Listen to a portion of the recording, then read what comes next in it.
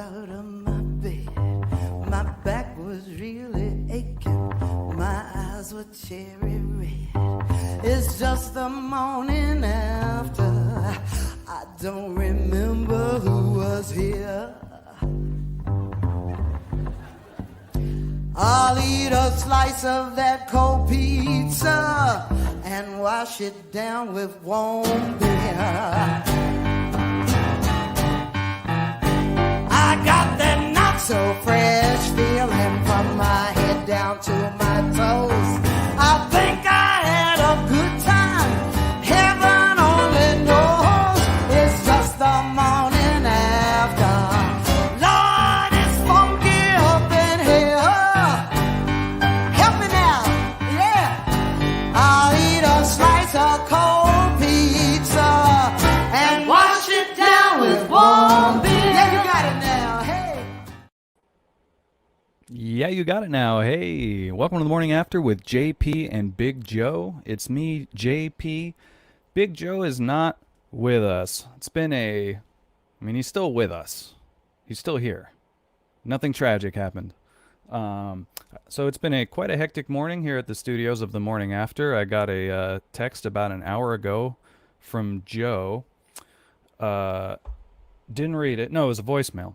So I just called him, and there is a massive fire in his backyard, and he is evacuating. There's a lot of fires going on in California right now. First of all, welcome to the morning after with JP and Big Joe. Glad you're here. Thank you to all our live viewers that are tuning in, as well as the folks that watch on replay. Really appreciate y'all. As you can see, it's just me.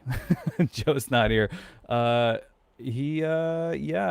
I said, he's in a little bit of a pickle. There are some fires going on in Northern California.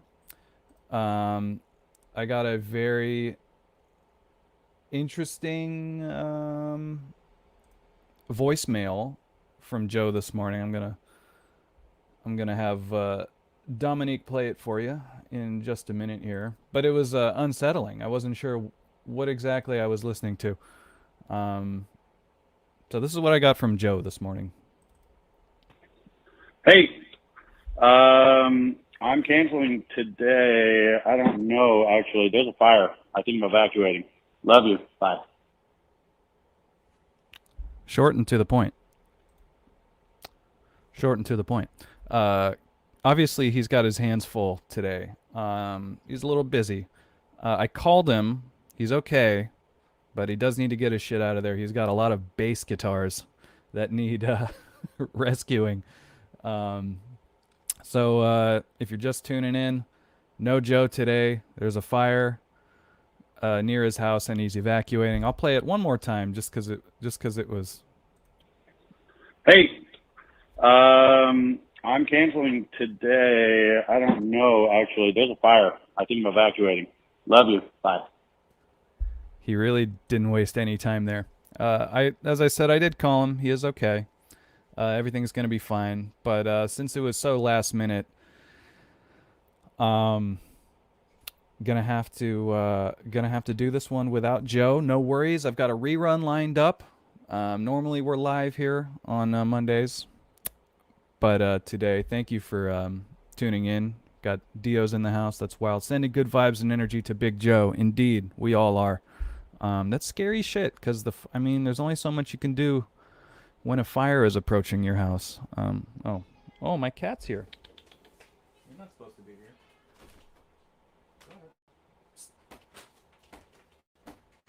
Go ahead. Fucking cat ruining my show. Anyway, thank you, Dio. Appreciate that, and I feel the same way. Good vibes to Big Joe. Man, that fire comes quick. And you have got to get all your shit out of there. His kids first, then his bass guitars. I know I said bass guitars earlier, but I meant kids. He's got to get his kids out of there. I think they're all safe though, but he's got his hands full. What's up, Jay? Hope all is well. Indeed, all is well. All is going to be fine. I just hope that his house survives the ordeal.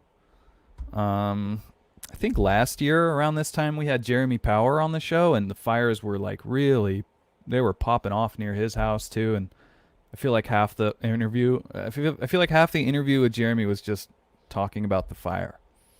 But it's because it's real and the shit is scary, folks. Okay, so with that out of the way, I want to thank y'all for tuning in. That's going to be it for the live portion of the show. It's just so last minute. Literally just got this news about an hour ago. So I'm here saying hi to you guys right now, but we're going to play one of our favorite episodes from Morning After Pass. It's the episode with Baby Huey from 107.7 The Bone. You might know him from the In the Click podcast. Big wrestling guy, big radio guy. Been friends with him for some years now, dating back to my early days in Zombie Holocaust. And of course, he has been a radio personality in my life for quite a while, maybe like 2006. I think he got started in like 05, but man, I've been hearing him since 06. But love Baby Huey. It was a great time having him on the show. And for today, we're going to be playing the Baby Huey episode. I think it's episode 10, I want to say. But anyway, guys, thanks for tuning in. Thanks for the kind words towards Big Joe. We're gonna all prayer circle or whatever we do. Good vibes. Hope his house doesn't burn down, and he gets all of his children and bass guitars out of there. Okay, folks, thanks for tuning in for the first 6 minutes of the show. I really appreciate it. Stick around for the Baby Huey episode. It was a good episode. If you missed it while it happened, I recommend you check it out now. Okay, so for Big Joe, I'm JP. We're gonna see you next Monday.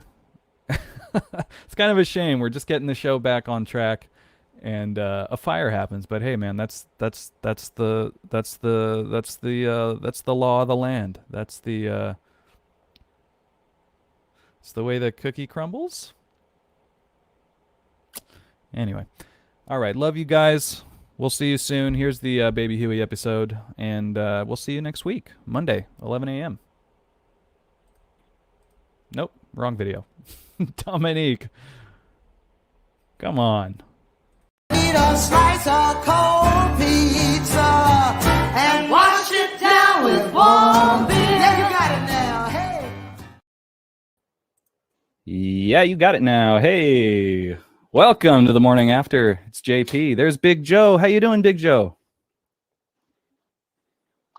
Hey. Staying away from that cold pizza and warm beer. Oh, that's good. Warm beer. Got my coffee.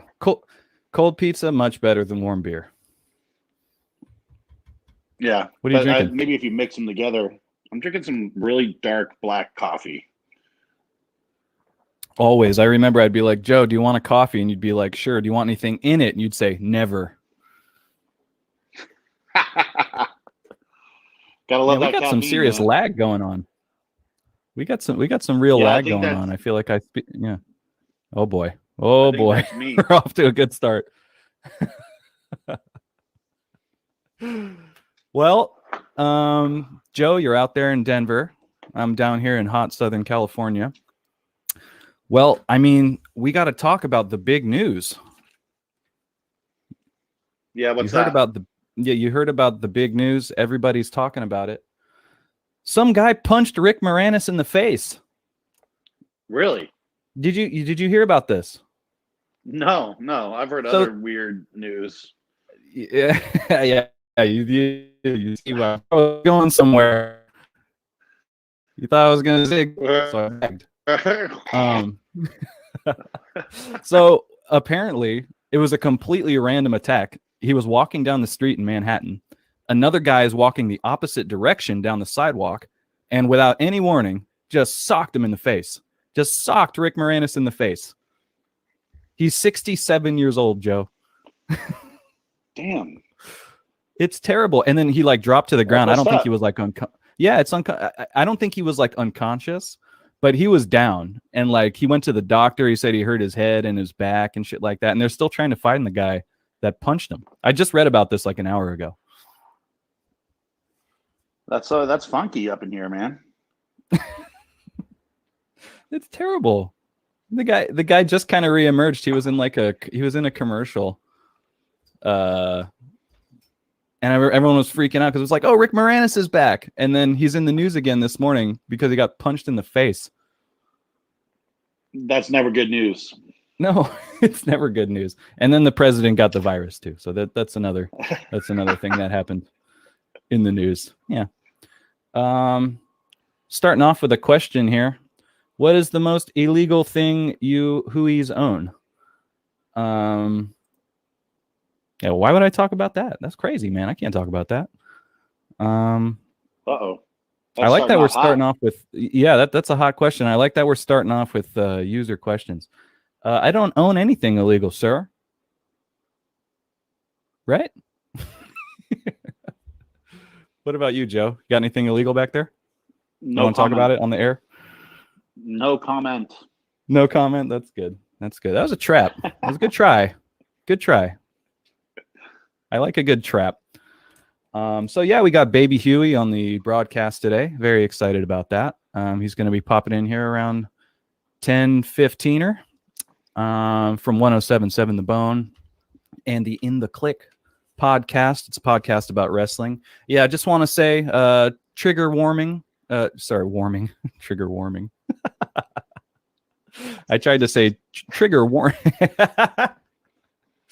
Trigger warning. We're going to be talking about wrestling a bit, I'm sure. So if that's something that annoys the holy hell out of you, I don't want to kick rocks. But we'll talk about rock and roll. Pretty heavy metal. It is. It is. Have you heard of Aleister Black? He's like a cult kind of guy. He's got tattoos everywhere, and his music's all fucking metal and shit like that. Raw. But anyway. What about a couple weeks ago when they're who was it? I think it was NXT was promoting a pay-per-view and they had Saint Anger music on there for it. Yes, that's right. They have this guy Karrion Kross, and he's all evil and shit like that, and he's tight looking. He's tight, and he's got a cool manager chick, Scarlett, and she's all like hot and fucking dark and scary and shit like that. And then they played a promo, and they were playing Saint Anger out of all the songs. Well, maybe that's his jam. Yeah, that's true. I feel like they kind of just got the rights to whatever. That was the cheapest one to get the rights to.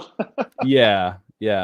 I'm getting a message. It says our Twitch still says that we're meeting with Greg from Brain Oil. That's not true. Oh. Whoa. Welcome back, Greg. That. Yeah, welcome back, Greg. It's we're new to this. We're trying our best. So Greg from Brain Oil's not on the show today. If you're watching on Twitch, sorry about that. It's Baby Huey from 107.7 The Bone. So what's your favorite Saint Anger song, Joe? Can you name any? It was definitely the one with the snare in it. People always talk about the snare, but what is up with those riffs on that fucking album? It was like like that's not a Metallica riff. A lot of people that time, they were really trying to jump on the new metal train. So I really think that's, Slayer put out an album like that. Anthrax had put out a real new metal album. And that was 2003. Which Slayer album are you referring to? Diabolus and Musica? Oh, God Hates Us All. I think, because that was the one before God Hates Us All, too. And I can't really remember that one. That one was a little bit different, too. I remember it's liking weird. That one, but... Yeah, I like it in a weird God way. Hates Us All. I don't like God Hates Us All. Just wasn't my thing. Didn't like it. But Diabolus and Musica is interesting because it's different. I like different. But Slayer fans aren't going to like it. How did we get on the topic of Slayer? Oh, new metal. Yeah. No, the riffs on Saint Anger are just straight up terrible. I'm sorry, Metallica. So Joe, how you doing? I'm not sure if you're just not responding to me or if we just don't have or if the lag is really, really, really heavy today. He just left. Look at that. Well, Joe just left. When your connection's bad, just say fuck it, just leave. So anyway, what else we got here? He said later. Morning, guys. Good morning, Sharky. How you doing? Let's talk to the people. Coach Lore, trigger warming. You heard me. You got me there. I said trigger warming. Taco Maniac, what's up? Taco Maniac. Hi. So who is Baby Huey? Oh, he's a man of mystery. Yeah, as I did go through this. Baby Huey is a producer on 107.7 The Bone. I believe he produces the Lamont and Tonelli morning show. He's been over there for a while. He's the host of the In the Click podcast. Again, trigger warning. We might be talking about wrestling. Yeah, just all around great dude and just a big fan of rock and roll. So yeah, he's been if you go to shows in the Bay Area, you've probably seen him there. I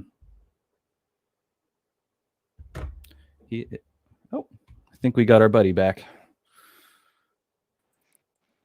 Oh, hey. Hey. Talk to me, buddy. You there? Oh, hey. So anyways, what I really feel about that snare is wait, do we move on? Yeah. We're back talking about the coronavirus again. Yeah. Oh, yeah. No, that's some scary stuff there, man. No, we don't. No, it's not that kind of show. It's not that kind of show. Oh, okay. All right. No, I was just flailing as you were gone. Going, what do I do? What do I talk about?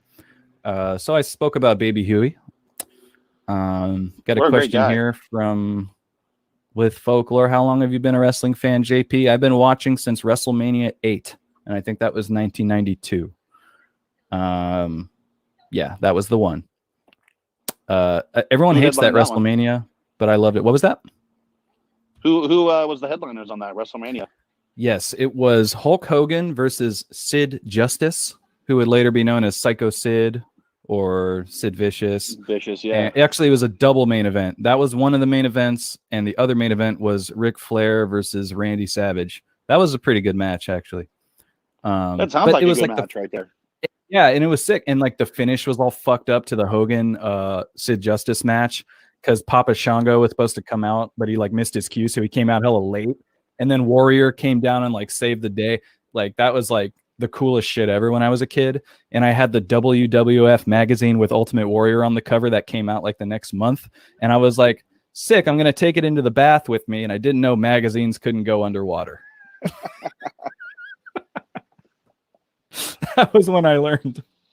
Hey, you what about you somehow, man? Yeah. What about you, Joe? When did you get into wrestling?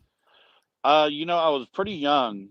And I want to say around the same time. And I mean, my dad used to tape, like I had like WrestleMania 2. Was it 2 or 3 that had Hogan versus Andre? And that was 3. Sorry, that was 3. Sorry, it's windy out here. I had to move outside. Get out of the bricks. Baby. No worries, buddy. So anyways, so I'd always watch that. And what I really remember was, I'm a poor speller.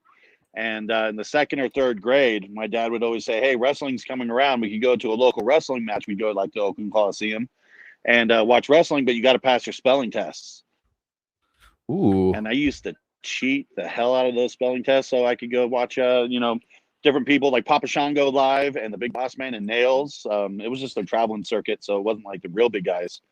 But so I mean, we used to sit and watch people walk into the entrance out of their limousines, like the $1 Million Man. Damn, that's cool. See, you had someone that supported your wrestling watching. I didn't. My mom thought it was fucking stupid. And so fair enough. I got out of it. Go ahead. No. Please finish. I was gonna say I got out of it when they really announced when they started announcing that it was fake, and then the magic got taken away from me. And then I came back into it for the Monday Night Wars. And I really thought that NWO and the Outsiders was really fucking cool. Well, you're right. They were. They Right? were cool. Yeah, they were fucking cool. Yeah. Yeah, I don't think my mom ever like wanted me to not watch it, but she couldn't give a shit about it, and she definitely didn't take me anywhere. You know, I love that whole idea about going and hanging out where the limos are, you know, and seeing like the wrestlers came out. Because I went to a show.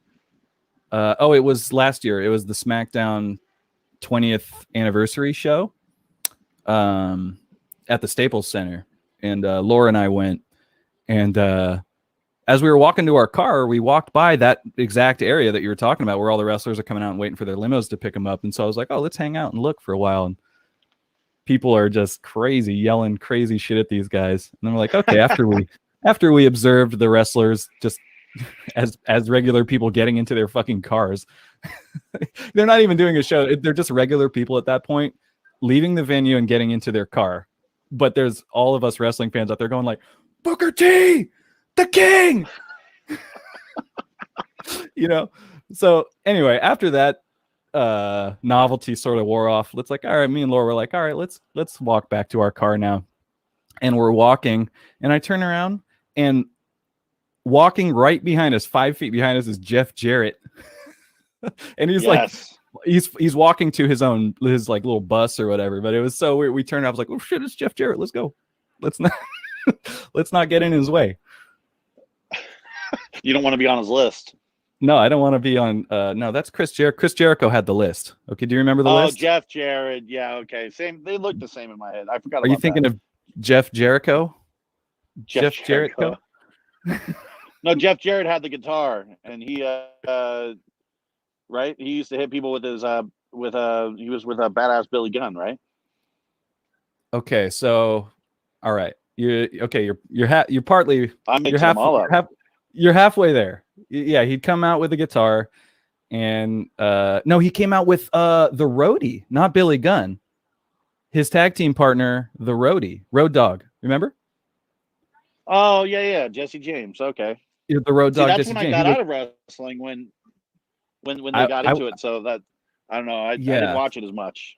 I was fully into it at that time. So yeah, the Road Dogg, Jesse James. It was the Roadie was his, and then after Jarrett left WWF, Vince was so mad at him. They wrote an angle about the Road Dogg, and they made it look like Jeff Jarrett. Okay, so the Roadie actually wrote all the songs, and Jeff Jarrett stole them. So that was the angle Vince was trying to push to make Jeff Jarrett mad, even though he had left the company already. And then Jeff Jarrett would later go on to extort or sort of blackmail Vince for about $500,000. But that's another story. We'll get into that another time, because it's about that time. Baby Huey is here. What do you say we bring him in, Joe? Let's do it. Oh, you look like you want to fight him. No way, dude. You see how big that guy is? You guys are evenly matched, I gotta say. But that's not the kind of show. We don't do that here. This is not a fighting show. Okay, well, without further ado, let's bring on Baby Huey. There he is. What's up, man? Hey, what's going on, guys? Can you hear me okay? I can hear you just fine. Awesome. Yep. Okay. Awesome. So, where are you? Are you at the Bone Studios? Yes, I am. I'm actually in one of our production studios. I don't know if I could spin the camera around, but yeah, I'm in one of our production studios right down the hall from our main studio. So we have a bunch of like smaller studios all around. We could do like a bunch of different projects, side work, and production related work. And so I think I want a place nice and quiet so I can talk to you guys. I can be loud. I got soundproofing walls in here. I can just be myself and not worry about other people staring at me. Well, I love it. Thank you so much. For those who don't know, Huey is the producer for the Lamont and Tonelli show. Do I have that right? Yes, I am. And you're in San Francisco. So my first question, what is going on with radio right now in terms of how you guys sort of produce your shows in COVID times? What's going on? Dude, it is a ghost town here. Literally, like in the mornings, probably like less than 10 people here. So we have some sister stations in the building. So down the hall, we have KMBR, we have KGO, KSFO, and all the hosts for those stations are all broadcasting at home. And the only people coming in are like the producers and board operators, people that do all the behind the scenes stuff, make sure they're all on the air. Right. Luckily for me, my host, Lamont Antonelli, they've been coming in the whole time. So they're still here. So they're actually in the main Bone studio right now. So I was kind of tempted, like, oh, maybe I should set up in there and talk to you guys from there. But they're still in there right now doing their post-show work. So I was like, I don't want to interfere with them. But it was interesting. So like back in March when we a shutdown and there's going to be a shelter in place, working from home. There's a lot of people. We were trying to figure out our strategy, all the stations, and obviously the first response was like, okay, everyone needs to broadcast from home, stay at home, do your job. And so like our poor engineering staff, we're trying to find equipment and all this stuff for everyone, microphones, and everyone has all the proper equipment to work from home. My hosts, they felt like, wait, if we're at home, we don't think the show's going to sound as well because we're all not going to be seeing each other. There might be an echo, whatever room you're in, all this stuff. Yeah.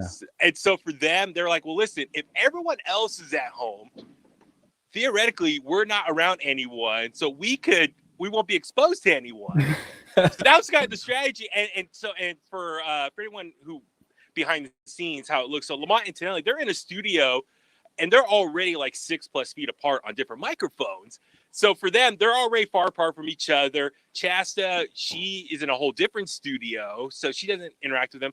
And when they leave the studio, they wear their mask and all this stuff. And, we get here super early in the morning in San Francisco, so we don't see anyone on the streets. So it's like we're not interacting with people. And then when we leave here, there's no one to really deal with. So for them, they're like, we might as well just come in still because we're not going to be exposing ourselves to anyone. So that was kind of the strategy. And so Shasta, my coworker, she wanted to work from home, and she luckily has a studio already set up. So about 4 years ago, when she gave birth to her son, when she was on maternity leave, she had a studio built in her garage. So she dusted that off and just started doing the show from home. So she's been there. I haven't seen her in 6 months, 6+ months. Oh, wow. But luckily for me, I get to see Lamont and Tonelli every day. I just use her studio, do a lot of my work in there. Oh, okay. But yeah, so that's the main thing. But it's just strange. I have not seen so many of my coworkers in over 6 months, 7 months now almost. Just everyone's broadcasting from home. Everyone is working from other departments. Like, I miss people. It's so weird. Yeah, so in a way, it's like it's almost business as usual, but not, because no one is there. Correct. It's so trippy. Like back in March and April when things were initially starting, just like how quiet the streets were, especially at 4, 5, 6 in the morning. I mean, getting this to work for me because I live in Alameda, so going across the Bay Bridge was super fast. Like no traffic, and then it's just like I said, like not a lot of coworkers here, so it's just been trippy. Like not interacting with a lot of people, everything. I mean, luckily for me, when I come in here, I have to do a lot of behind the scenes work. So people will email me stuff. Hey, can you do this? Can you do that? Can you get these guys to record this? I'm like, okay. So I'm recording stuff. I'm sending it back to people. So I'm like the middle person to get all these little projects done. So there are a very small staff that comes in because there are some little things that needs to go on here to stay on the air. So it's been so trippy. Did you have plans to go to WrestleMania this year? I did. I had a feeling because you seem to end up there every year.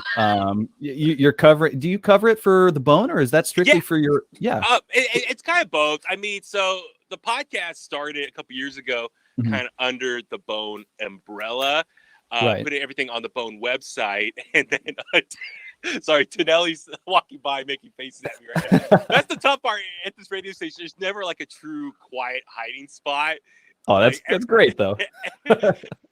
If a lot of these studios, you can see we have like these windows, and it's like you're like, oh, people walk by and stare at you doing your thing. So I'm always kind of self-conscious, like who's walking by looking at me. So yeah, I'll let you know if someone's in the background. Okay, okay, thank you. So but yeah, so the podcast initially started kind of under the Bone umbrella. We put everything on the Bone website. And that's the In the Click podcast. Yeah. So that started a couple years ago. And so, we're kind of using that as so when we go cover WrestleMania or something, we put our coverage, what we get content-wise, up on the Bone website. So that's kind of how that all worked together. Do you feel like the audience is sort of mesh? Is there a big wrestling audience that listen to 107.7 The Bone? Oh, yeah. I mean, dude, when we give away tickets for Raw or SmackDown, whenever they I've come to the Bay Area, won. yes, I've won SmackDown tickets from the Bone back in 2005. I called Steven Seaweed and I got Awesome. SmackDown tickets, man. Yeah, so I mean, needless to say, that's the cool thing. Like, we're at a point where whenever WWE comes to the Bay Area, because they're like a traveling circus. They Totally. when they're able to travel, they go from city to city to city, and so they rely on the local media outlets in that respective market that they're going into to help promote their show. Mhm. And so it's so cool that we're at a point now, whenever WWE comes to town, they always hit us up. And so usually, like a couple months before a show happens, they'll email me, they'll email our sales department. They're like, hey, we're coming through at this time. We're about to announce it. Can we give away tickets? Do you want to do this interview? And it's just, I'm so happy. Like, I have somewhat of a working relationship with WWE. So it's awesome. amazing. I'm so jealous of your life. You've interviewed you've interviewed some pretty heavy hitters in the wrestling industry and the rock and roll industry. We'll get into that later. Okay. But Cody Rhodes knows you by name. Well, I mean, that's awesome. That's so trippy. Cody is like legit. I mean, not to break kayfabe, but like either he's a heel or a baby face. No matter what, whenever I see him, he is super down to earth, easy to talk to. Like the best story was, okay, so when WrestleMania 31 was here in the Bay Area, so that was what, 5-6 years ago now. Mhm. My old co-host at the time, Jimbo, him and I, we did Radio Row down there at the San Jose Convention Center. Okay. And it was awesome. We got to go. They gave us a table. All these tables were spread out, all these different media outlets. And we sit there and they bring all these different superstars to us. And we got to interview a bunch of them. Cody at the time, he was still Stardust. And he did this very fun, wacky interview. He was in character the whole time. And that's where we first got to meet him. And jump ahead a few years later when he left WWE and started going on the indie scene and just kind of re-debut him as just Cody Rhodes. And when he made his first appearance at All Pro Wrestling a couple Hayward. years ago. Shout out to APW from Hayward. Yeah. Yep. So we went to the show. The show was in Pacifica at a middle school.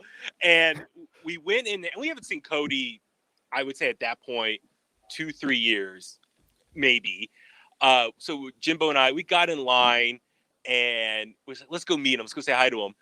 I swear to God, I swear on my mom, whatever. We get up to him and he says, "Baby Huey, Jimbo."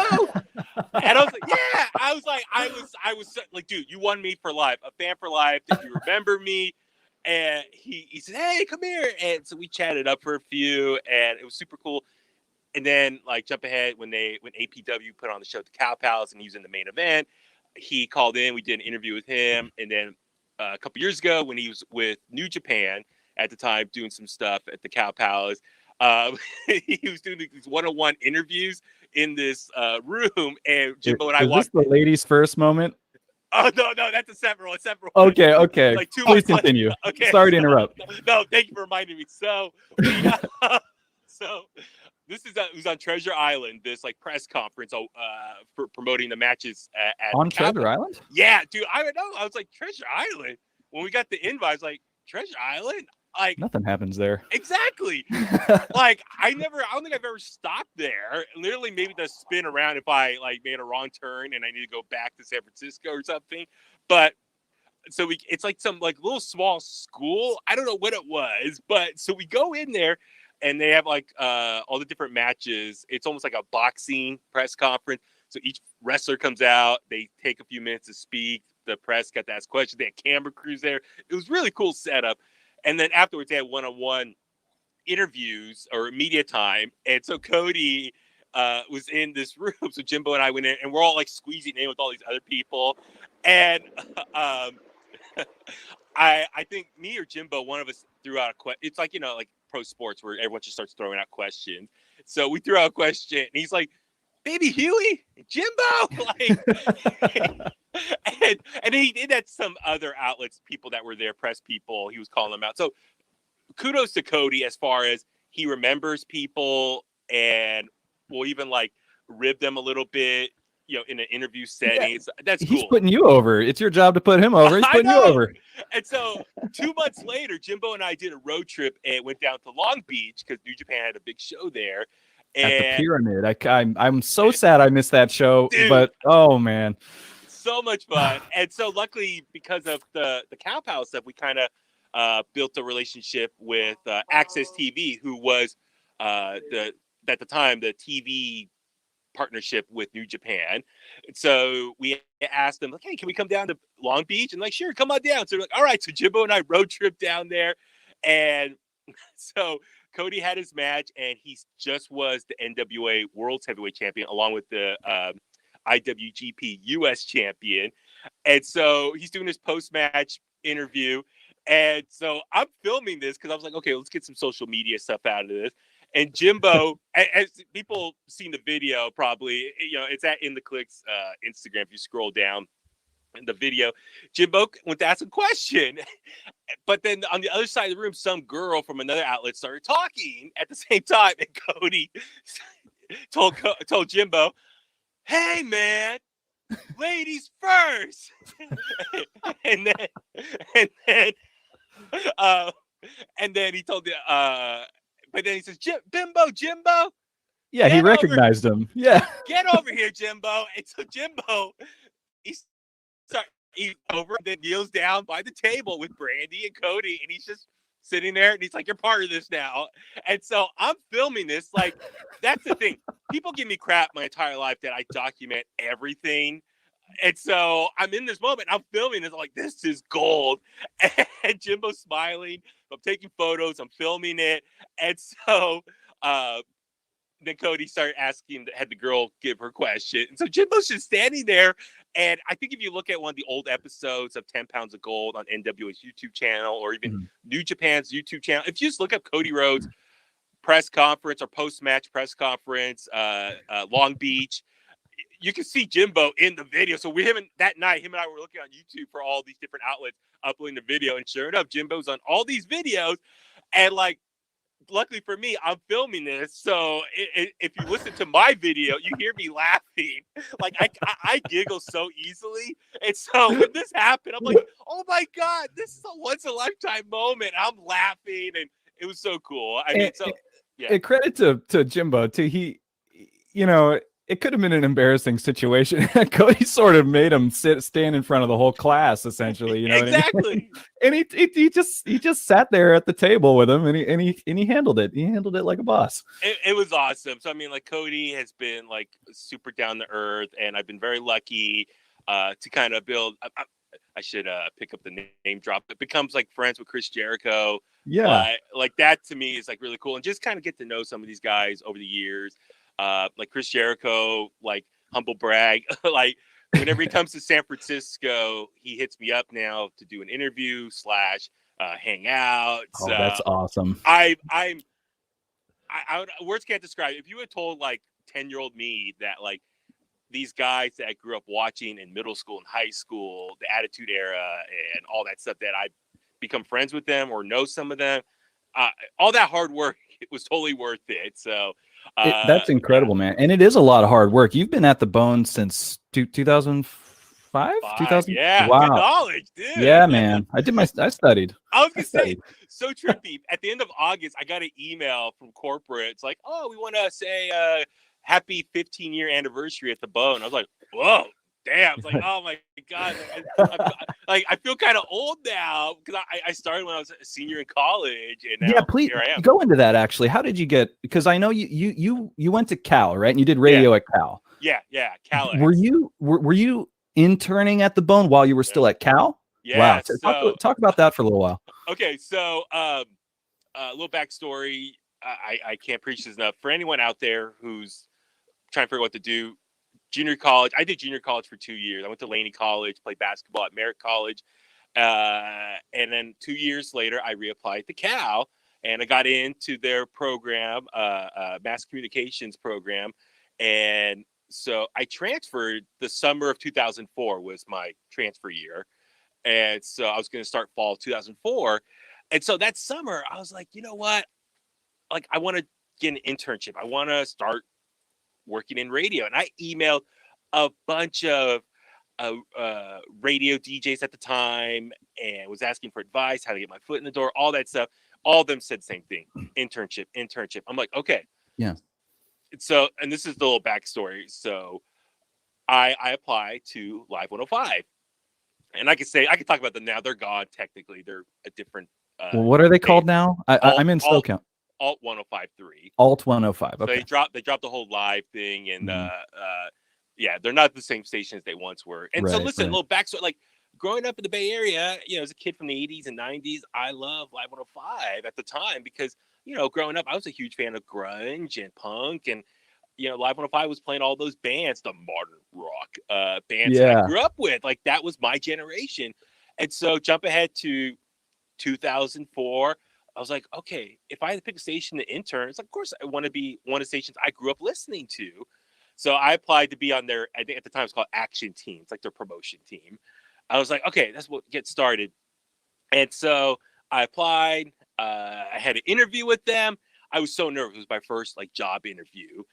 And I know what to expect. I mean, here I am, I was 20 years old. I'm like, I never had a real job before because I was always playing basketball and all this other stuff, school stuff. So I was like, I never had a job interview. I didn't know what to do. And so I dressed up best I could. And I went to the interview. I went to the station and I was in their office and I saw some DJs coming in and out and I was trying to recognize them based on their voice. I didn't know what they really look like. And so I'm sitting there and I meet with the promo guy and I still remember his name because, well, there's more to it. But so I do the interview. I'm super nervous. And my resume at the time, it was kind of thin because I hadn't really experienced much. You're just a kid. Yeah. I was like, I didn't have much to put down there. And so we do the interview. And I'm trying to tell this guy, I grew up loving your station. I can tell you all the DJs, the bands that you guys exposed me to. And at the end, he had me do a test, based on the format of how much I know about these bands. And keep in mind, this is 2004. And so this is where they started playing more the indie rock and a lot of bands, they kind of changed the format. They were evolving. And so I wasn't listening as much because I was still the grunge, punk, metal kid.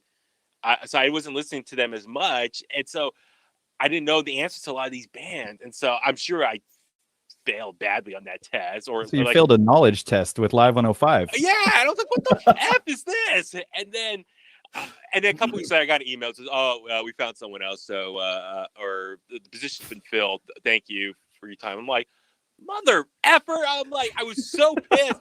I was like, there's no, I was like, that's my station I grew up with. I was so pissed. I was like, damn it. And I was like, well, what else can I do? And I was like, okay, college radio. Let me try college radio. And I was kind of looking things up. And I know I've heard from some people, Chabot has an amazing program. And there's a lot of people from some DJs in the Bay Area at the time who came from the Chabot program. But for me, since I was going to Cal, I was like, okay, let me check out Cal station. And they have a college radio station, Calix, KALX 90.7. And I that summer, I approached them. I went over there or checked the website at the time. I was like, how can I get involved? And I told them I'm about to be a transfer student. And they told me, okay, you got to help out in different departments. And you got to work so many hours and then you earn the opportunity to be on the air and you got to be on the middle of the night, which was. Are you just getting whipped at that point? You're just sort of like a slave in the office? Dude, but it was so trippy. Those years I look back were so much fun because there was no pressure. It was just be yourself. And so I started volunteering in the news department. So I would go on a couple in the evening and read news stories because they actually had a news segment at 6 p.m. or something. So I would go in a couple hours beforehand, look for odd stories, type them up in my own words and read them on the air. So it was fun. I was like, that was my first time on the air. It was reading these news stories. I'm like, there's a man was arrested in Minnesota for whipping out his dull. I don't know. I was trying to find odd stories. Like Right. we had, I think if I remember correctly, we kind of the freedom to pick what we want. Like Mhm. we had to pick like I think like an international, a national, and a local story. If I remember correctly, it's been so long now. Okay. And then I did some production work because that was my first time I got to learn basic Pro Tools and so some other stuff. And then with And you're still at CalX at this time. yes, in 2004. And Okay. so I started there and then I finally got to start doing DJing in the middle of the night. And I had to come up with a radio name. And I was like, I need a name. And I remember I put it out on MySpace at the time. I was like, hey, I'm about to be on Calix. I need a name. And I remember, God, what was his name? The drummer from Death Toll. I don't know if you guys remember Death Toll back in the day. But he said, you should go Danarchy. Because, my real name's Danny. He's like, Danarchy. I'm like, that's awesome. Yes. And I was also helping out hosting the metal show at Calix called At War with Heaven. I was like, that's such a badass name too. So I was paying my dues there. It was doing the 3:30 to 6 a.m. shift, and that was so much fun. Just And what were you playing? Just like metal and punk and stuff? yeah. So the rule was you could play whatever you want, but you had to at least keep it 3 different genres. So for me, I'm like, okay, punk, metal, I don't know, ska. Like I was like The next logical step. yeah, ska. they're all kind of closely together, but they said it has to be at least 3 different genres per hour. I'm like, okay, I can follow that rule. Yeah. And then like sometimes my brother would come with me, and so Calix has an amazing music library in there. So my brother would get lost and pick out some like old school R&B and like some other genres. And it was so much fun. And I have a question about college radio because I love college radio. I still listen to college radio. It got me into so many different kinds of music and so many different types of bands. How important in this day is college radio? Do people still listen to it? And do you recommend that route for people that want to break into radio? Yeah. Okay. Well, a couple things. So, I mean, obviously, it's community radio. I mean, that's their big thing. They say that they're, I think like once an hour, if I remember correctly, we had to say CalX or KALX 90.7 community radio or something. I forgot. It was some like legal thing we had to say once an hour. Mm-hmm. But yeah, community. It's very much local. They don't do commercials, if I remember correctly. So they rely on fundraisers to raise money. So I don't have it here. I still have my Calix bag, like album bag. I still use to just carry equipment in. But yeah, they rely on fundraisers, people donating. It's very much a community, a part of the local Bay Area scene, and just being connected with people. As far as getting into radio, of course, I would highly recommend people going the college radio route if you want to learn like the basics of like, working a microphone. And you can't see it here, but I have a soundboard here, basic audio editing. Like, I can't recommend that enough. Just to get some knowledge. But then again, I'm sure nowadays people can go to YouTube University and just look up everything on YouTube. But at the same time, I'm a graduate from that place. Exactly. But dude, at the same time, like, keep in mind, this is 2004. Here we are in 2020. There's so many different ways now to become a broadcaster. Mm-hmm. Like, look at you guys. You guys are doing this awesome Twitch channel. Like, look at you. You got a mic. You look like you're a professional broadcaster. You are now. You both are now. Like, you guys are professionals now. Like, you're doing it. And like, for me, growing up, from my understanding at the time, was okay to make it in broadcasting, radio, TV, whatever. The mentality was, okay, you got to go work in a small market, pay your dues, kind of develop your craft, just practice. And then from there, move up to a medium-sized market, start getting more comfortable. And then from there, if you're lucky, go to a large market. So that is not what you did, is it? No, I don't do it. There's pros and cons to that. But you dove into the deep end of the pool. Yeah, no, San Francisco is the 4th largest market in America. New York, LA, Chicago, and then San Francisco. Oh, okay. Dallas after that. So, yeah, go from college radio to the bone here in San Francisco. It was a big jump. But no, I'm just saying, like, today, people can broadcast from home, podcast from home. You can, like, I think like the small market was the old format of like the minor leagues, the farm system. But now people can practice and develop their personalities, become a personality from home. And so that old mentality, I like to throw it out the window. And I tell people who are asking me questions, I'm like, dude, start a podcast at home, develop a YouTube channel, Twitch now, develop a social media following. Like, there's so many ways to develop yourself as a personality, or I guess the cool kids say influencer, whatever it is. But there's so many ways you can work on your craft and get comfortable in front of a microphone now. Like, there's so many ways. And so for me, I just want to say real quick about college radio. So that following year, I was trying to do as much as I can at CalX and build up my resume. Jump ahead to the following summer, 2005. I was like, you know what? I want to try again, get an internship in radio. So that's when I applied to 107.7 The Bone. And The Bone at the time was still only a few years old, if I remember correctly. So they were still used to be Wild. It used to be a rap station, right? Wild 107. Yeah, Wild 107, and then if I remember correctly, in the 90s, the two companies switched. Like, they traded signals, and then 107 became, I think, country, and then it was like a light rock station. I don't remember that part. Yeah, Wow. because I remember, like, growing up, I had the Wild. I didn't have, but I mean, like, my classmates would have Wild 107.7 stickers, and I remember, like, the following year it was Wild 94.9. I was like, what happened? Because I wasn't listening to the music, but people were like, oh, they changed stations. Like, oh, okay. But Yeah. and so the following summer, I was like, I want to apply to The Bone, because The Bone at that time was playing all the classic rock and bands that I grew up on. From my aunt would play for me and my parents, all that stuff. I was like, you know what? I'll try them. Like, Live 105 did not accept me. Like, screw them. Yeah, they're all stuck up anyway. It's their loss.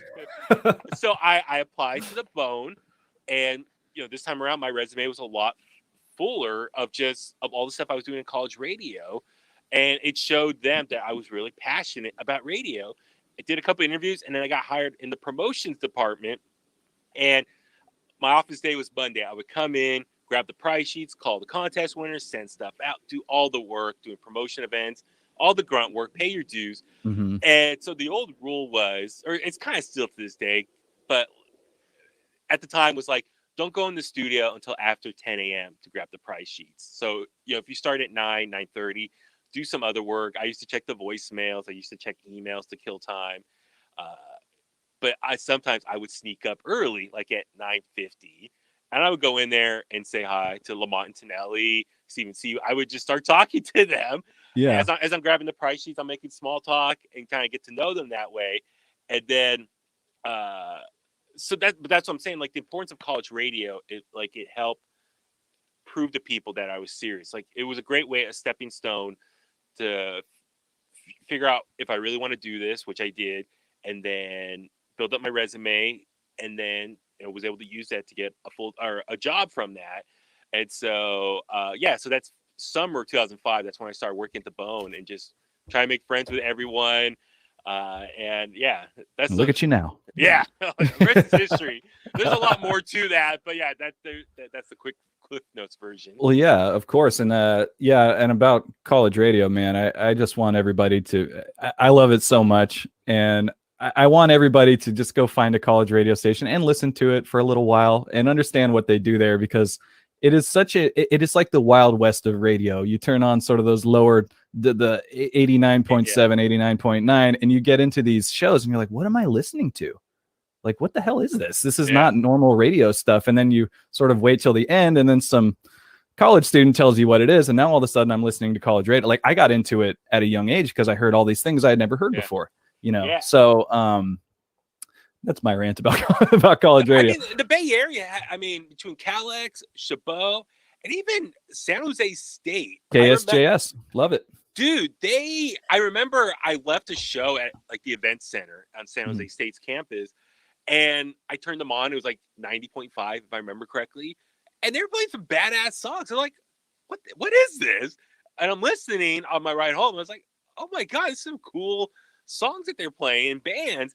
And then unfortunately, when I think I got past like Fremont, Union City, it started kind of, getting a little static. I was like, okay. And then I heard it was a college radio station. I'm like, that's awesome. So I was like, that alone, we have 3 amazing radio stations. And even shout out to my old high school, Ensenada High School in Alameda. They have a radio program now. Really? Yeah, they started a couple years ago. It's so awesome. The vice principal, or the guy who puts it on, Gorham, Kevin Gorham, he's been hitting me up for help with that. He came by for a tour one day, so I got to show the kids some stuff here. So before the pandemic, I wanted to come check out the radio station on my old high school, but unfortunately, I haven't had to yet because of the pandemic. But one day I will check it out. So, wow, that's amazing. Yeah, high school radio. Awesome. How about that? Hey, Big Joe, you've been eerily silent over there. I got a question for you. What was your radio station back in the day? Because when we were kids, we had a choice of rock stations. There was KSJO, there was Live 105, and can't really. Well, wait, KSJO and The Bone were sort of battling for a minute, weren't they? Yeah. Long story short, so Lamont Antonelli, they left KSJO, I think, in 2002, and they started The Bone January 2003. And The Bone was still fairly new at that point. They were playing classic rock. And I remember at the time when I started, my old PD was like, let's go after KSGO. So they started playing what's called like active rock bands. And so we started playing Little Disturbed, Godsmack. Okay. And I was like, okay. I was like, all right, cool. And then because we were trying to take out KSGO. KSGO eventually went Spanish, went away. And so we were like the main rock station, but then our PD over time started scaling it back and started focusing more on the classic rock band. So less Godsmack, more AC/DC and Led Zeppelin and all that stuff. Yeah. But yeah, I was going to say, back in the day, I mean, for me, it was like Live 105, The Bone in the early 2000s, KSJO, obviously for years, KOME, even the Fox. Forgot about KOME. The Fox in Santa Rosa, right? They were around too. Modesto had some great stations. So it's been, the Bay Area's had very different rock stations all around the surrounding area. So Joe, what did you listen to back then? You there, buddy? Sorry, I got a real bad signal. I was Live 105. No Name. Live 105 all the way. And No Name. Awesome. And I was listening to one day I was listening to No Name. The next day Kevin Kline was on, and I caught the very beginning of his show and the end of his show too. And I haven't caught his new show yet, but I really became fond of that. And then The Bone, listened to a lot of Bone. And then honestly, I don't know the call signs of it, but I listened to a 91.1. It was a jazz station. I love that one. That plays a lot of jazz, and Friday nights they play the blues. It's called Crazy About the Blues. They're still going too, Joe. They are. Oh, I have their app, and being out in Denver, I still listen to it. Oh, nice. Live 105 was kind of my shit when I was a kid because I was a big Green Day, Offspring. I liked kind of shit like that. And No Name was so cool. Like, I just thought he was the coolest dude, like, on the radio. I wanted to hang out with him. And then later I'd get to meet him, and he turned out to be the nicest guy I've ever met. Dude, No Name is such good people. Like, I can't say enough good things how awesome he's been to me. Like, he was my coworker for the last few years with K-Fog. Unfortunately, K-Fog went away last September. Sad. Yeah, sad. I know, very sad. Grew up with listening to Dave Morey on the K-Fog, man. That voice, dude. The voice. I mean, I can't do it justice. That was close. No Name, such good people. Like, the first time I met No Name, remember when X Games were at Pierce 30 and 32? Tony Hawk jumped in the water. And yeah. So I went to that. I forgot which year it was. And No Name was broadcasting out there. So I went inside the tent, and I was like, I'm a high school kid. I'm like, I want to do radio. Oh my God, it's a live broadcast. And so I got to see him do his thing, and we interacted there. So jump ahead years later, when No Name started working here, I told him that story, and he's like, "All right, dude, yeah." so it's just so trippy. Like, he's doing his thing as a DJ, and I was just a fan, a listener, interacting with them, and then we become, coworkers and then friends. He is such amazing people. I can't say enough good things about No Name right now. I mean, he is such awesome. I mean, he's been through a lot, his personal life that he talked on the air, but he's such good people, and he really is. Yeah, he's awesome. I have a No Name story. Joe and I, when he was hosting Creepy Coffee Movie Time, which was just a great gem of a late night local show.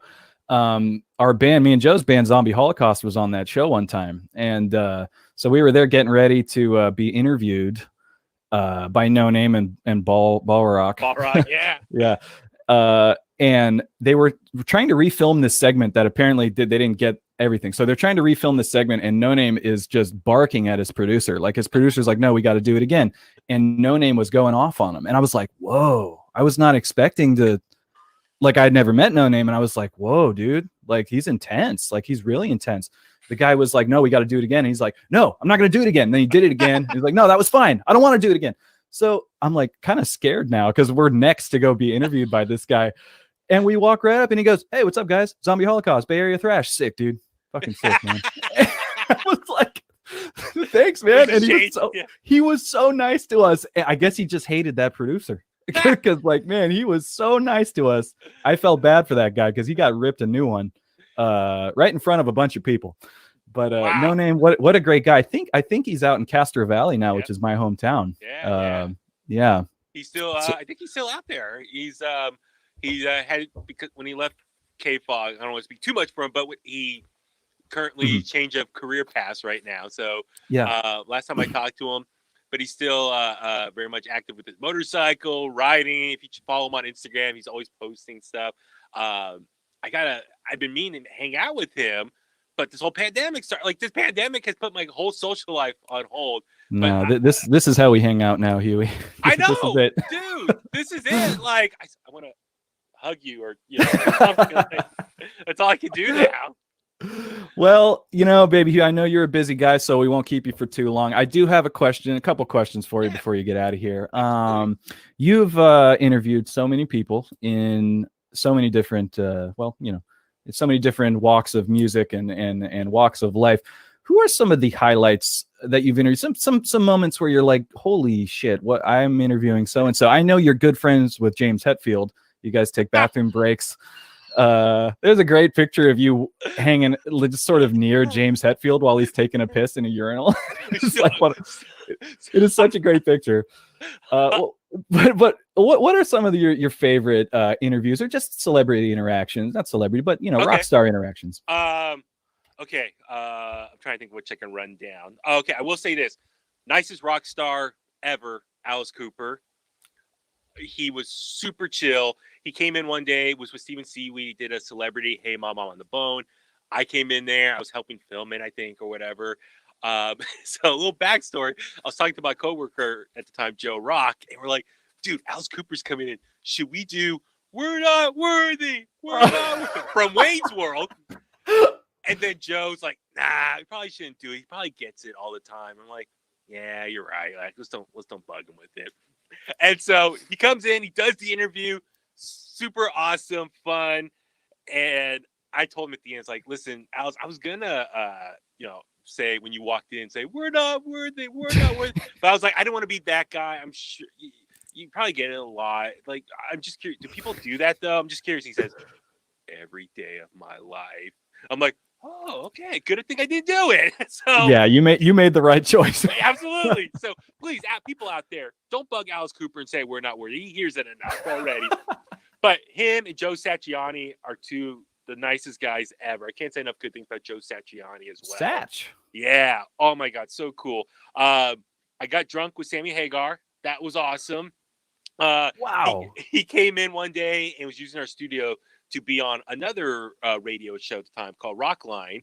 And Rockline. Yeah. So I came in to film it. My coworker's like, let's film it and use the footage for something. I'm like, okay. So I went in there, and it was just him, our engineer, one of his buddies, and me.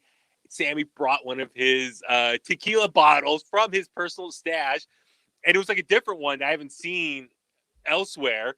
And he starts drinking it during the interview. He had some pizza, and he's like, you want a shot? I'm like, hell yeah, I'm not going to turn down a shot from Sammy Hagar. Jeez. And I think it's on YouTube still. If you go to YouTube, type in Huey Cam, Sammy Hagar, drunk whiskey, or I'm sorry, tequila, and you see me taking a shot with him. It was awesome. It was so cool. Yeah, it was. I'm trying to think. Something I knew that personally that was really cool was I'm a lifelong Green Day fan. Green Day's my all-time favorite band, Mhm. and I went to see the Foxborough Hot Tubs. That's like their side project band. Yes, yes. They're playing at the Store Club in Oakland, and I did an appearance in El Cerrito that night, and I went over there just to see if I can get in, and luckily I did get in. The door guy, like I said, humble brag. The door guy's like, Huey, come on in. I'm like, all right. You flex your power, Huey. It's okay, man. I was like, if I didn't get in, no big deal. So they do the performance, sweaty hot in there. Everyone goes out in the back, and I see Trey Cool. I was like, let me go say hi to him. Like, I gotta say hi to him. And I introduced myself, and I said who I was. And first thing he said, Ta Tuesday. I'm like, yeah. He's like, he saw a TTT sign in San Rafael on some construction site. I'm like, oh, cool. That's awesome. I'll tell the guys about that. And then Billy Joe, I went up to him, and he said, open your hand. I was like, okay. And he goes like this, and I look, and it's coffee beans. So he gifted me coffee beans. He had it in his pockets. I don't know if he was nibbling on them or something.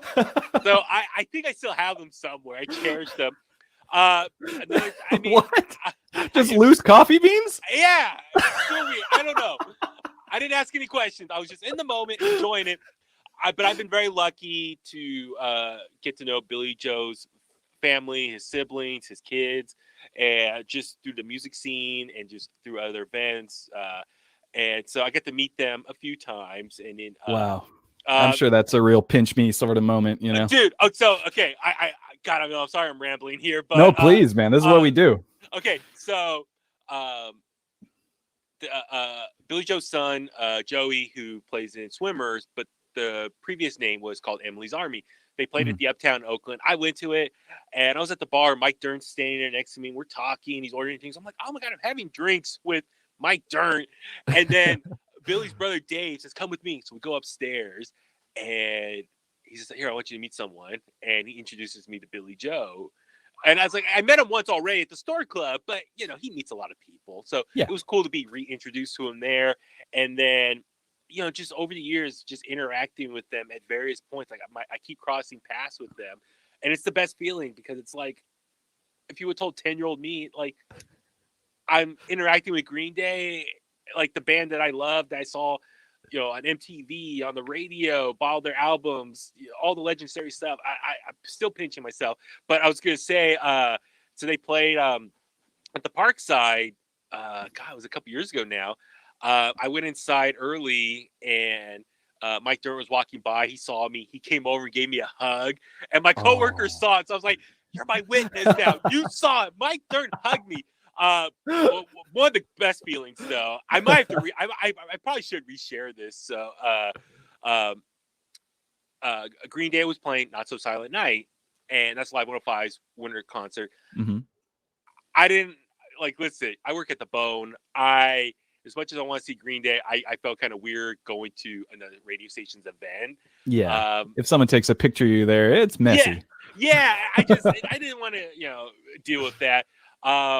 But at the same time, so that day, literally, I think like at 3-4 o'clock, I get a call from Billy's brother Dave, and he's like, "Hey, are you going tonight?" I'm like, "Nah, I didn't plan on it."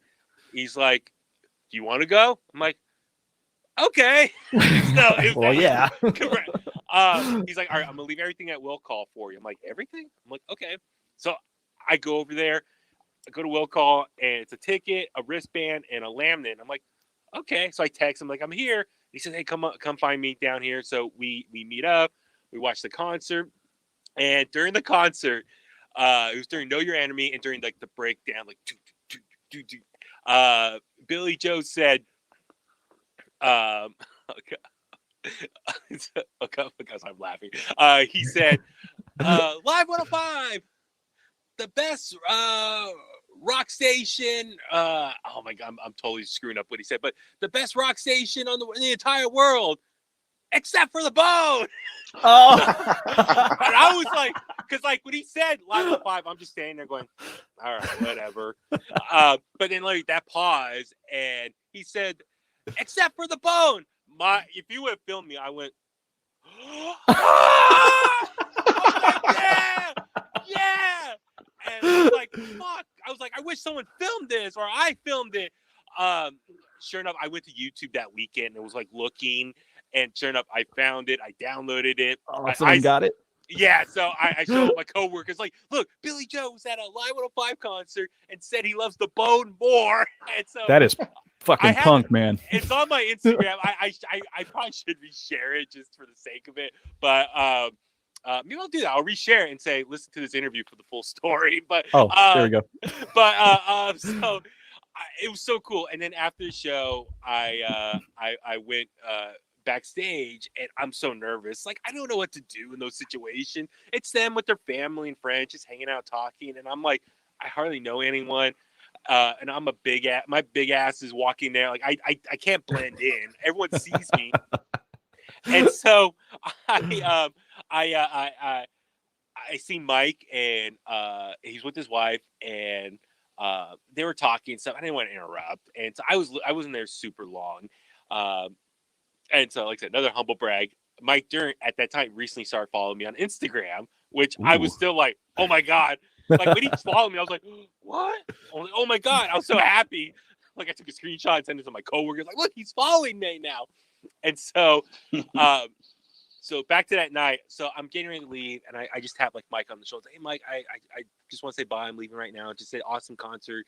And he says, oh, great, man. Yeah. Oh, thank you for coming out. All this stuff. And he said, you know, I'm following you now on Instagram, so I can keep track of what you're doing. I'm like, I try to play like inside. I'm like, hell yeah, I know you're following me on Instagram. You think I wouldn't know that? But I was like, I gotta keep cool. I was like, oh yeah, I saw that. Cool, thanks, man. Like, I'm trying to play super chill. But inside, I'm like, hell yeah. Of course. But the fact is, I'm following you on Instagram, so I can keep track of what you're doing now. And I'm like, yeah. So, dude, Mike Durnt's got his eyes on you, man. I know, dude. Awesome. Is Billy Joe following you yet, or what? No. Come on, Billy Joe. Follow me. And Trey. Yeah. What's up with that? I know you're watching, Trey and Billy. Come on, man. God, I'm sorry. I'm trying to think of any cool rock stars. I mean, there's so many. Like, I've been very between the rock stars, comedians, occasional actresses, wrestlers, just any form of entertainment that's been coming to the bone. I just on a quick little side note. So I'm in the process of building like a new home computer, and I've been backing up a bunch of old stuff on external hard drives and trying to reorganize everything. So like my photos I was going through recently, just I'm trying to separate them by year and you month. Probably have thousands. Yeah, so it's so much to go through, but like, you know, Throwback Thursday, I might start resharing some of that old stuff. But it's just, I've been very fortunate and lucky to meet so many cool people that I'm a fan of or respect their body of work. So that's the big thing for me. It's just, I'm very lucky, and I can't thank everyone enough for who support me along the way, all the hard work, and just, you know, everyone who's helped me get to where I'm at. But I have so many stories. Like, God, I mean, I could tell you Metallica stories. Your book is going to be amazing. I know, like, that's the thing. It's like, I should like start writing some of this stuff down. Like, I'm at that point. Absolutely, man. I don't know, but like I said, I could tell Metallica stories, like the restroom story if you want to hear that. There's so like I'm trying to think what else is there. I do have a question, actually. This isn't this doesn't involve any celebrities or anything, but you mentioned Tata Tuesday earlier. All right, who started the gimmick of Tata Tuesday? Because I know there was another radio, we won't name them, that did Whip 'em Out Wednesdays, and then there was another one that did Flash Fridays.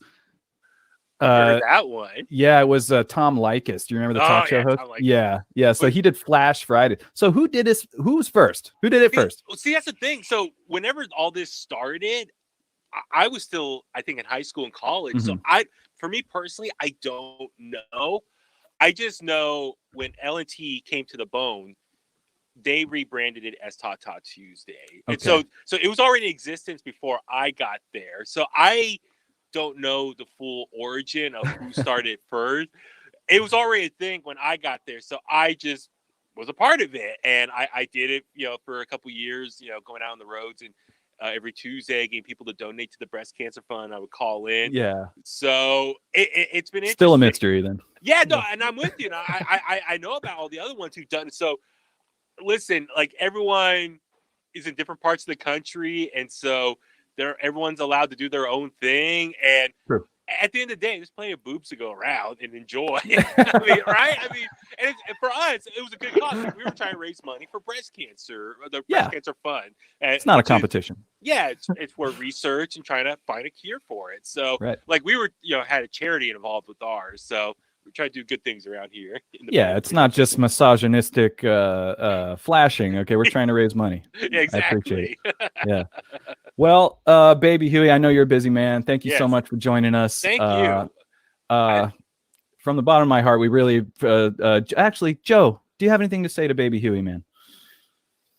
You know what? I just appreciate you coming on. Sorry, I've been silent. I've been cutting in and out of this broadcast all morning, so I don't know what's going on. There was a delivery of a Bowflex right next to me, and the dog started barking, so I muted.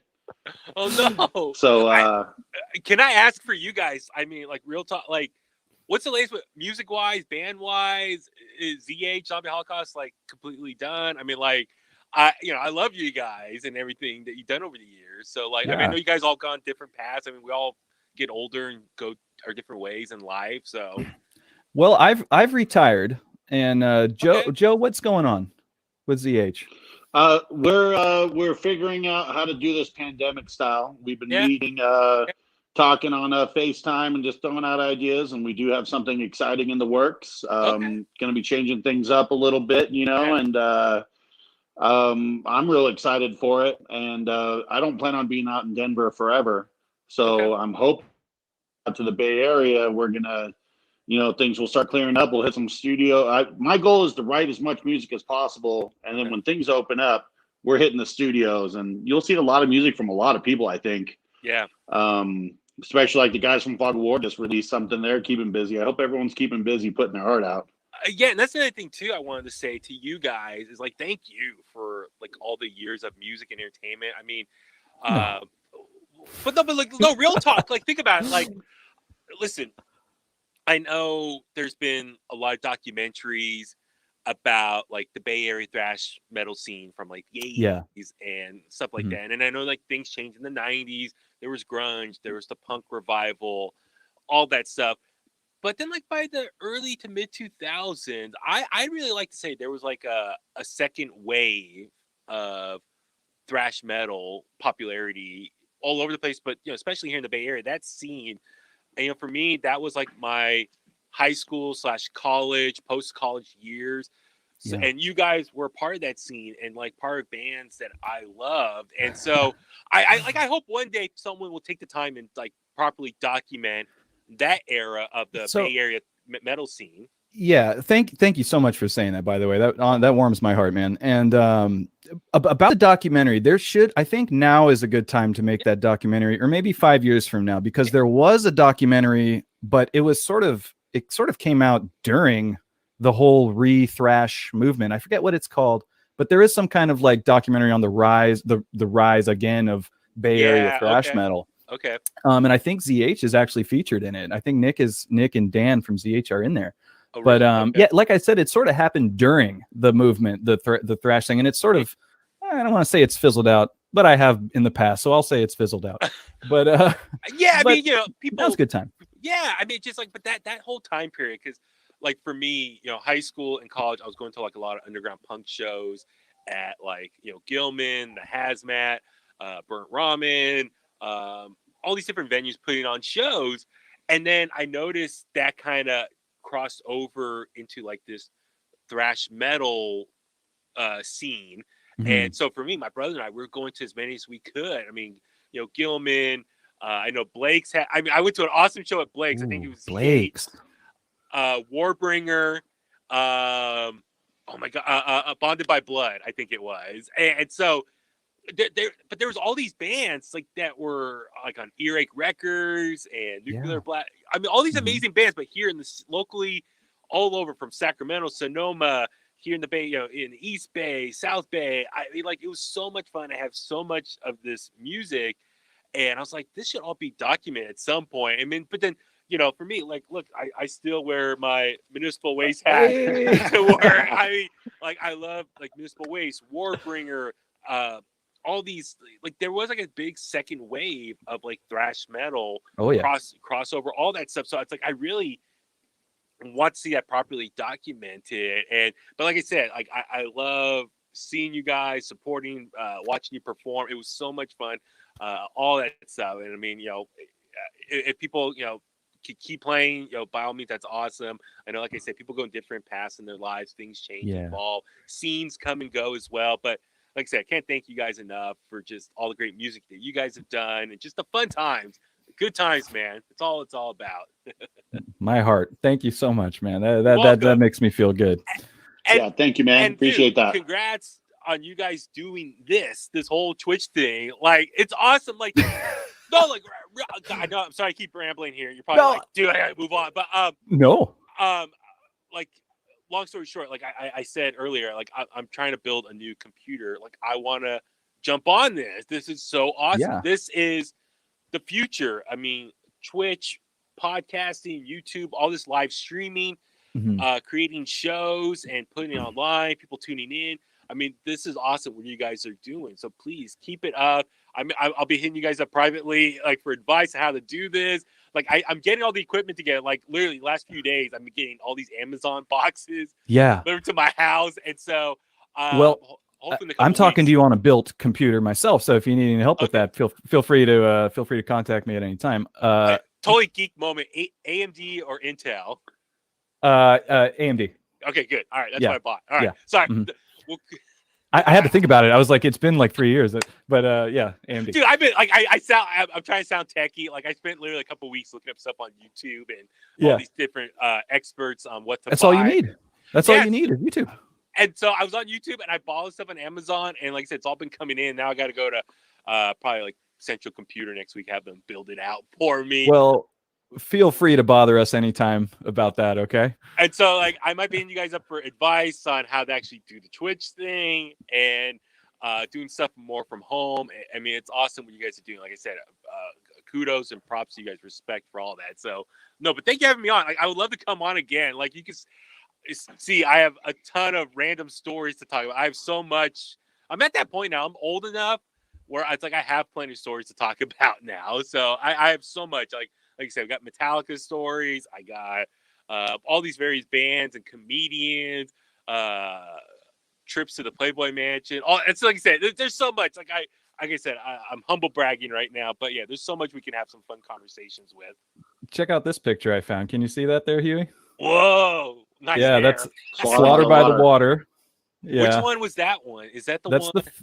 The aircraft, the third one on the aircraft carrier. Yeah, was that the one? USS Hornet. Is that the one with Dave Lombardo? Yes. Yeah. Yes. Okay. All right. Yeah. Okay. Was it that one? Yeah. Yeah. Well, you were. There's proof right here. Oh wait. Oh shit. Did you not recognize yourself? No, because it's dark.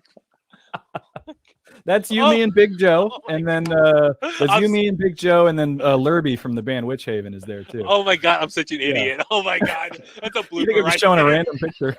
I was like, who's this guy with the glass? Oh my god, that's such a blooper moment right Baby there. Huey does not recognize himself. Oh my god. On that note. All right.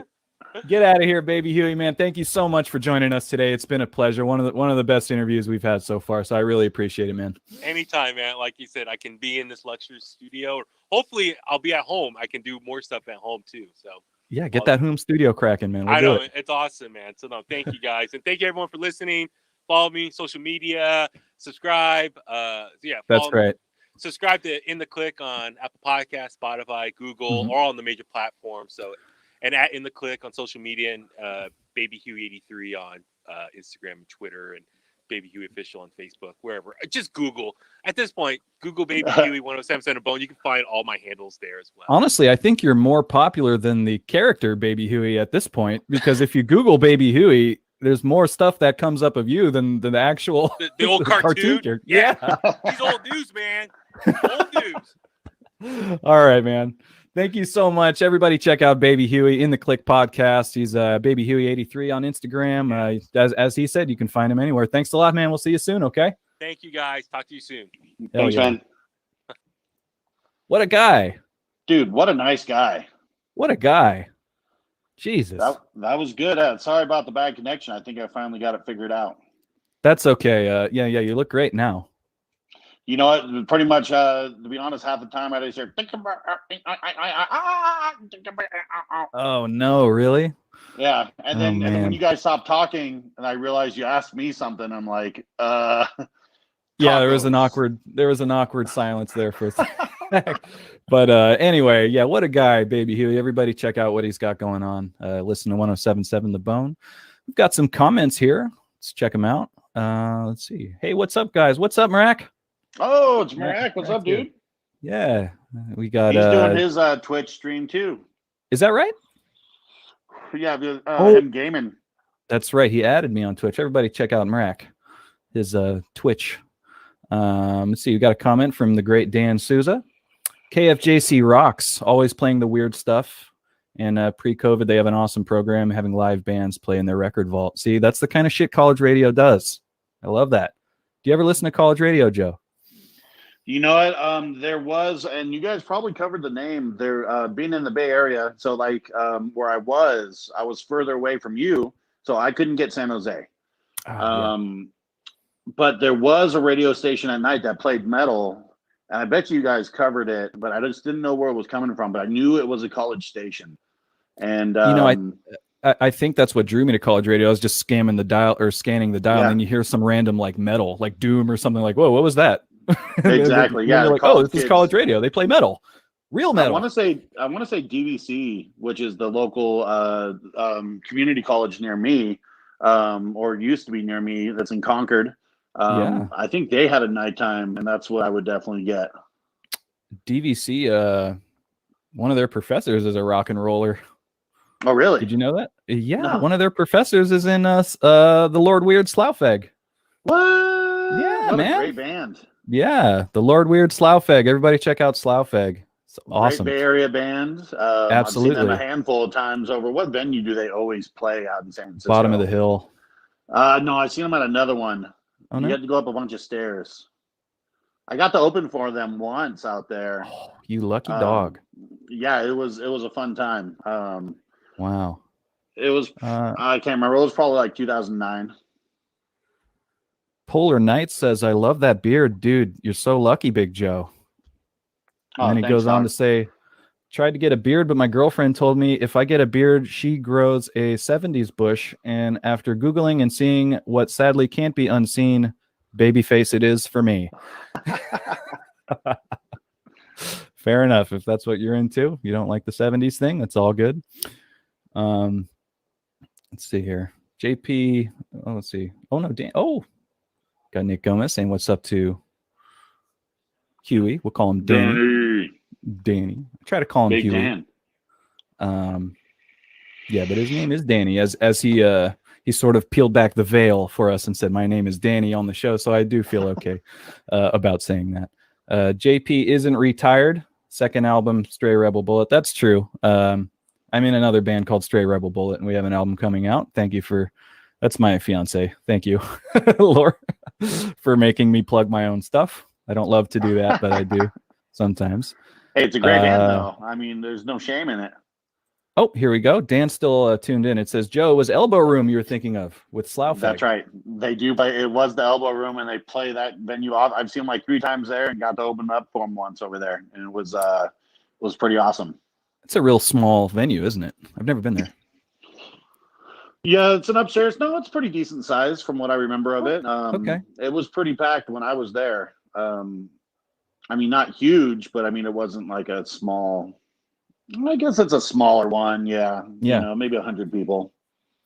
I figured they called it the Elbow Room because it's ironic, right? Like it's small and you don't have a lot of elbow room. There's elbow room. Right. So clever. But anyway, yeah, fucking, what a show. I had a great time. Dan Souza. Wait, oh, look at that. 3 Towers. Oh, let's talk about Bandcamp Friday while we're still on the air, folks. It's Bandcamp Friday. Okay. Okay. Do you know what that means? It means if you go onto Bandcamp and purchase some merch or some music from one of your favorite bands, they receive 100% of the revenue. Bandcamp doesn't take any of it. They do that one Friday per month, and today happens to be that Friday. So everybody check out Bandcamp, go support your favorite bands. Go support Three Towers because Joe's got their shirt on, and I'm a big fan. Yeah, nice. Yeah, I just got I just got that exact same Three Towers shirt, and they sent a cassette with it, a Three Towers Aw. cassette. So I was really fucking happy about that. I don't have a cassette player, I was but gonna ask. it looks really nice on my little shelf over there. But yeah. But yeah, so Bandcamp Friday. Joe, is Violation Wound on Bandcamp? They're not, are they? You know what? I don't think we are, but we have talked about putting their stuff on there. My band isn't either. we've been talking about this for a month. Like, we need to get a Bandcamp going, and we have not done it. So we have a SoundCloud though. Ooh, yeah, I have a SoundCloud. SoundCloud was originally, that was originally how we uploaded our music to social media. Was we uploaded it to SoundCloud, and then we were able to post from SoundCloud. Yeah, we uploaded the whole Entitled to Enlightenment CD to SoundCloud. I remember that back in 2013 when it came out, and yeah, SoundCloud's still a thing. Are people still hopping on SoundCloud? I don't. You know what? I have a friend that's using it for just to keep it somewhere. He'll be writing music. He's learning how to record and program drums and to track everything himself. And so yeah, I get notifications all the time that he's creating music. So, but I don't know, just the format of how it is.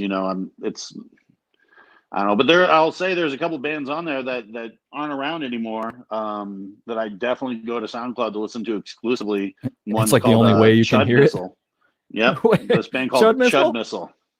Yeah, the really cool rockin' stoner band, and I don't even know where they're from, but that's the only place I can find their music. And dude, I want to cover some of their songs. Like, I've even found the singer, bass player on social media, and I bugged the fuck out of him saying, "I miss your band," and he does not reply to me at all. He definitely probably blocked me already. He cool guyed you? Yeah, he was. I'm sure that he's off doing art and different things. So I think maybe he got burnt out of music and got tired of people, asking about music. Just like when somebody asked me about pizza. Yeah, maybe. I think you got cool guyed. Maybe that's like when you want to pizza talk me. I'm like, dude, I don't really want to talk pizza. You're like, I'm not religious to pizza. Okay. I still love pizza, and I still love the pizza industry, So I mean, who knows? I'll have my own place soon. You are. It is without it is without question. You are a legend in the pizza world. In the pizza thrash world. Yes, that's right. You are a legend in the pizza thrash world. You've brought the thrash and the pizza, which is something that a lot of pizza thrashers can't say. So no, they can't. They were this. They put it in their mouths, but I fed it into them. What do they do? I don't know. Can you say it slower? Does. No, I'm not going to say it again. Say it again, real slow. All right. That's not that kind of show. We don't do that. Let's stop. So yeah, that's about all we got today. Thanks everybody for watching the morning after. It was a great show. Thanks to Baby Huey for joining us. You can once again check out the Into Click podcast and hear him on 107.7 The Bone. Please, if you're watching us on Twitch, go ahead and hit that follow button. Helps us out a lot. And if you have any questions or comments or concerns, or you're just angry, you can send an email to us at morningaftertv@gmail.com. Joe, you got anything else? Yeah. Yesterday, Sacred Skull came out with a demo EP that I kind of mentioned earlier, which is the singer and guitar player Fog of War, Mosh Branham. And also my man Nick Lemire, great bass player. Nick is both those guys worked with me in the pizza industry, so and they're fantastic musicians. You need to go check that out. It's on YouTube and soon to be on everything else. I think Bandcamp soon. So support the hell out of those guys. I'm a fan for life of anything that Josh and Nick from Fog of War do. Those guys are incredible musicians. Great people. I'm a fan for life. Yeah. Cool. No, I'm very inspired by that. That after hearing that had me picking up my bass and just running through scales and running through everything. I was just so pumped to hear it. And it's like, man, when I grow up, I want to be like those guys. Someday. So one day. But last but not least, I'd like to give a shout out to my son, Chance. Today he's 14 years old. Hey, all right. Hey, 14. 14. Happy birthday, Chance. 14. Big Joe has a 14-year-old son, everyone. Well, that's Look at right. that. Man, He's how a proud nice are young you? man too. I'm pretty damn proud. I'd be Yeah? more proud a little bit more if he learned how to keep his mouth shut a little bit more. But you get what you take what you can get. Yeah, yeah. How is he a crazy teenager? You know, is he one of these teenagers? No, he's not. He's actually pretty chill, but he's very much he's got a huge imagination, and which reminds me a lot of me and Yeah. his mom as well too. And It sounds like his dad. yeah, it's too bad he's not a musician. I mean, he's definitely got it in his blood. It seems like both my kids aren't into music, but they're definitely very creative. And one day are going to be putting out some amazing content that everyone's going to love. They're into YouTubing.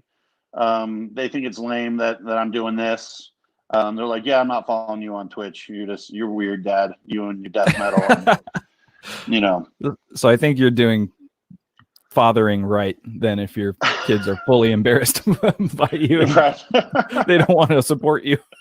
No, exactly. They got to hit a certain age till they really appreciate parents and support what they do. You know, it's very rare when a kid their whole life is totally supportive of their parents and loves them. You know what I mean? Like, it's very rare. You know, there's a little conflict because you're dad and you got to be the bad guy sometimes. You got to say, no, don't do that. Don't do this.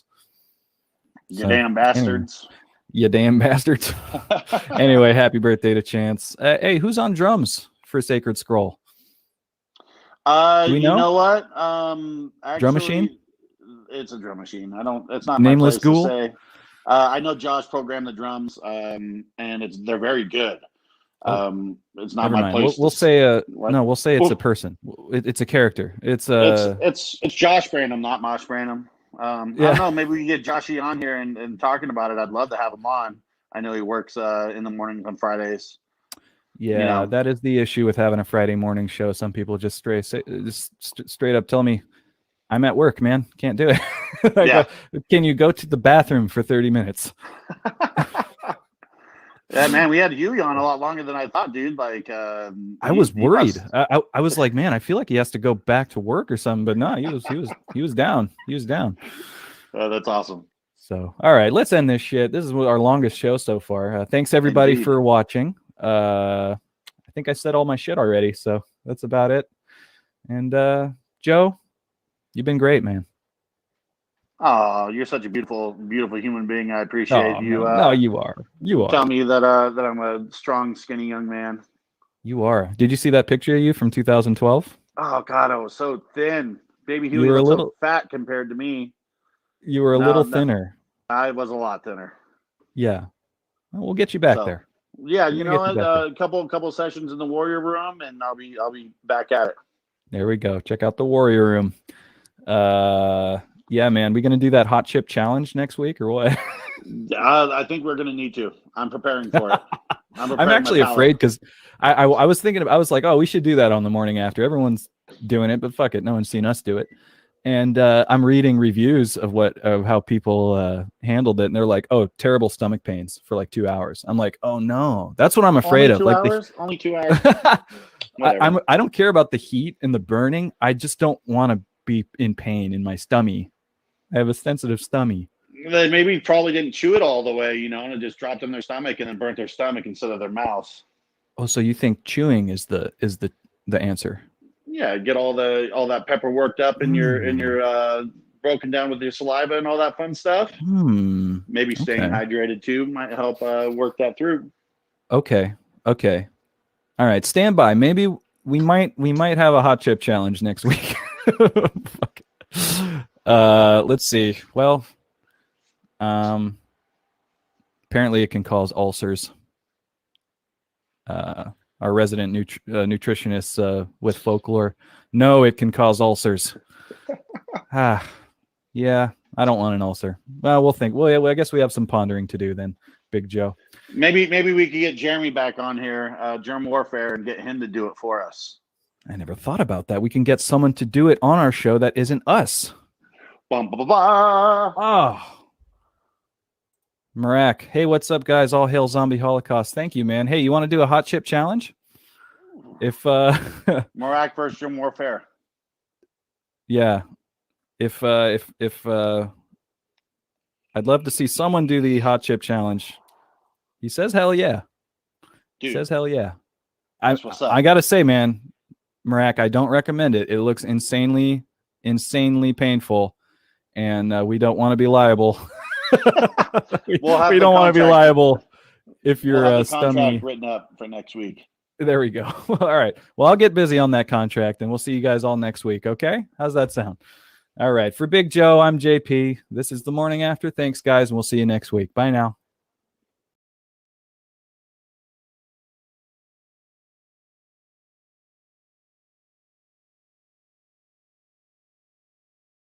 Just gonna unmute my mic here. Well, that was it, guys. That was the episode 10 with Baby Huey.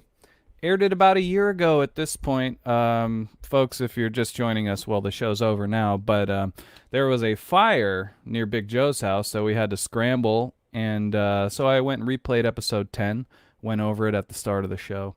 Thanks, everybody, for tuning in. I really do appreciate it. I know it's kind of weird. This was supposed to be our episode 2 of the new season. Got off to a good start last week.